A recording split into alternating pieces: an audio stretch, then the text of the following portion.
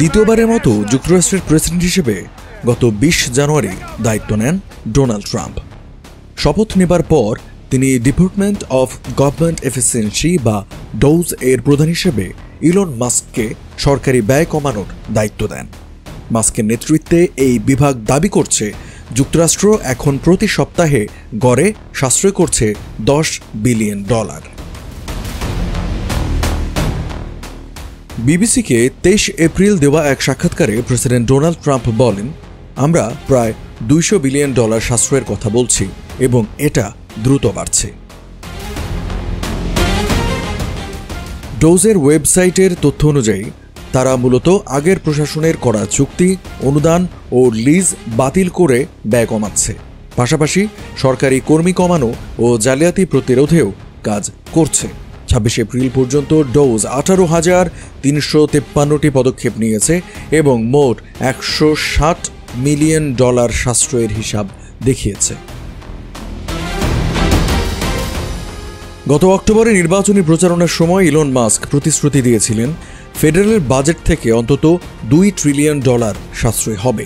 পরে তিনি লক্ষ্য কমিয়ে ২০২৬ সালের মধ্যে $১৫০ বিলিয়ন সাশ্রয়ের কথা বলেন। জালিয়াতি এবং অপচয় কমানোর মাধ্যমে চলতি বছরের ১০ এপ্রিলের মধ্যে টার্গেট ছুঁয়ে ফেলতে চান ইলন মাস্ক। তবে ডোজের সাশ্রয়ের দাবির বাস্তবতা নিয়ে প্রশ্ন তুলেছে বিবিসি। তাদের বিশ্লেষণে দেখা গেছে ডোজের দাবি করা অনেক সাশ্রয়ের সঠিক প্রমাণ নেই। বিবিসি বলছে ডোজের দাবি করা বড় অঙ্কের সাশ্রয়গুলো যাচাইযোগ্য নয় এবং অনেক হিসাব অনুমান নির্ভর।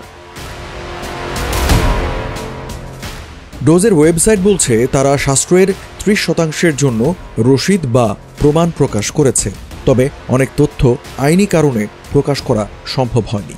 বিভিন্ন বড় সাশ্রয়ের দাবির ভেতরেও ভুল ধরা পড়েছে।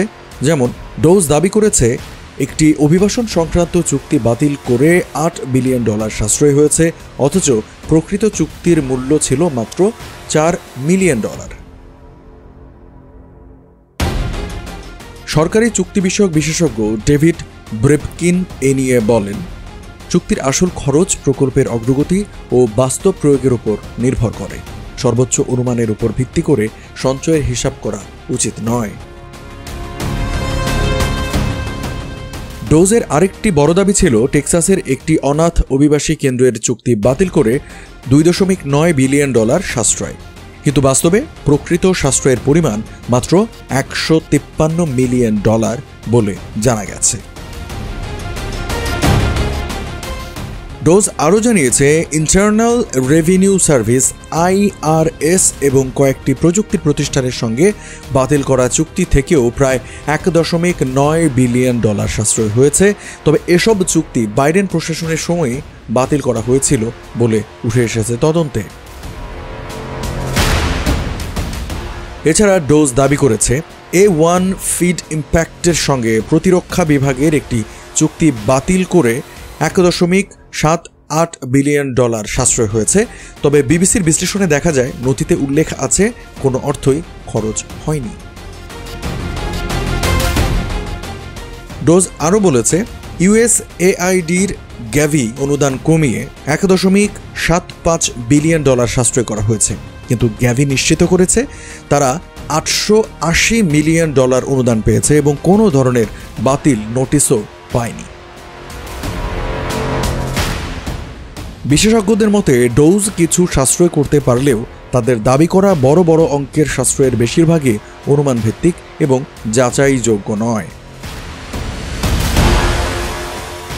ডোজের ওয়েবসাইট থেকে বিভিন্ন তথ্য বিশ্লেষণ করে বিবিসি দেখতে পায় সবচেয়ে বড় 4টি সাশ্রয়ের দাবি ছিল মোট $8.3 বিলিয়ন, কিন্তু ফেডারেল প্রকিউরমেন্ট ডেটা সিস্টেমের তথ্য এবং বিশেষজ্ঞদের বিশ্লেষণে এসব দাবির প্রমাণ পাওয়া যায়নি। ডেভিড ব্রেপকিন বলেন, চুক্তির সর্বোচ্চ অনুমোদিত ব্যয় দেখে সাশ্রয় হিসাব করা সঠিক নয়, কারণ প্রকৃত ব্যয় অনেক সময় কম হয়, বিশেষ করে গবেষণা, উন্নয়ন বা অভিবাসন সংক্রান্ত প্রকল্পে। তিনি আরও বলেন, এই সংখ্যাগুলো আসলে বার্ষিক বাস্তব সাশ্রয়ের প্রতিনিধিত্ব করে না, বরং অনুমিত ভবিষ্যৎ ব্যয়ের ছাঁটাই হিসাব করে। 2024 সালের শেষ আর্থিক বছরে যুক্তরাষ্ট্রের কেন্দ্রীয় বাজেট ছিল $6.75 ট্রিলিয়ন। গত 20 এপ্রিল ডোজ তাদের ওয়েবসাইটের সর্বশেষ আপডেটে দেখিয়েছে মোট সঞ্চয়ের পরিমাণ দাঁড়িয়েছে আনুমানিক $160 মিলিয়ন। তবে বিশ্লেষকরা মনে করছেন এ দাবির পেছনে পর্যাপ্ত তথ্য প্রমাণের ঘাটতি রয়েছে।